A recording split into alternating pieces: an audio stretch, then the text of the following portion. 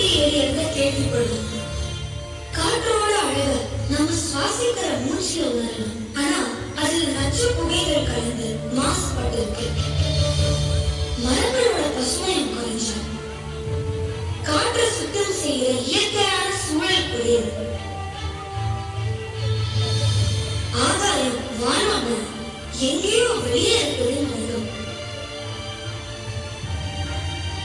பூமிக்கு வெளியே இருந்து பார்த்தாதான் மற்ற கிரகங்கள் விண்மீன்கள் மாதிரி பூமியும் ஆகாயத்துல தான் இருக்குன்னு புரியுது. இதோ ஒவ்வொரு பொருளுக்கும் நடுவுல இருக்கிற இந்த இடைவெளி ஆகாயத்தோட பரிமாணம் தான்.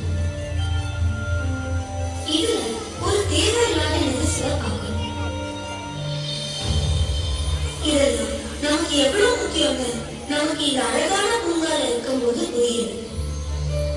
இயற்கையை பாதிக்கிற விதத்துல இருக்கிற செயற்கையான பல இன்னல்களை போக்குற வல்லமை நமக்கே இருக்கு. எவர் விதை வச்சாலும் பயிர். எங்க மரம் இருந்தாலும் அங்க மண்ணு நல்லா இருக்கும். அங்க பறவைகள் கூட இசை கேட்கும். இது நம்ம உலகம், குழந்தைகளோட உலகம். குழந்தைகளோட மனசு மாதிரி இது சுத்தமானதா, வளமானதா, பாதுகாப்பானதா, வருங்காலத்துக்கு நல்ல நம்பிக்கையானதா வச்சுக்கணும். அதாவது ஊரே பசுமையாகணும். என்ன பண்ணலாம்? வீட்டில இருந்தே ஆரம்பிப்போமே.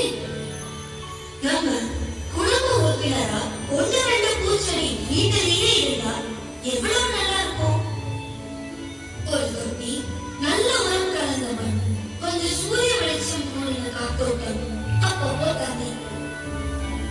அதை சுத்தம் பண்ணி பாதுகாக்க தினமும் 5-10 நிமிஷம். வேற என்னங்க, நம்ம வீடு செடி அழகா போகுது.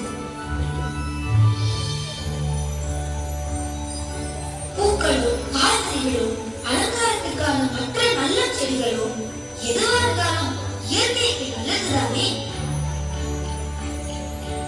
உங்களுக்கு அது பற்றிய அனுபவம் ஏற்கனவே இருந்தாலும் உங்க நண்பர்களோட பகிர்ந்துக்கோங்க.